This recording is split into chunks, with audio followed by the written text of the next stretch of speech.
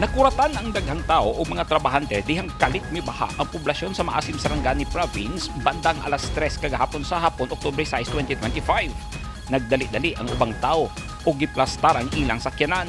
Pipila lang ka minuto ang milabay, daw sapa na ang kalsada ug kusog ang banda sa tubig baha ug nagkalaom. Oh, Miss Kuya, oy! Natumbang lubi wala. Siya.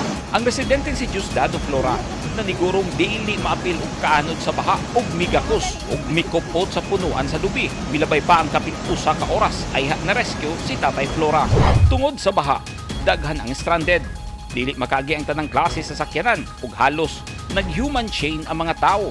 Ug nag-human chain, apil na ang mga estudyante aron lang makalabang sa baha.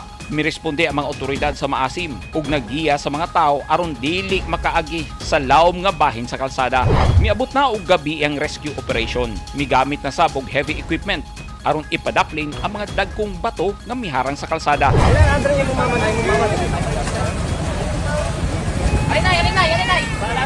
Naningkamot ang mga residente sa Maasim nga makalabang sa maniining usa ka inahan nga gipakarga niya sa rescuer ang iyang anak ug dungan sila nga mitabok sa baha. Ang tubig nanukad gikan sa bukid sa Maasim ug wala na misubay sa sapa. Resulta kini sa kusog nga ulan hatod sa Intertropical Convergence Zone kon ITCZ.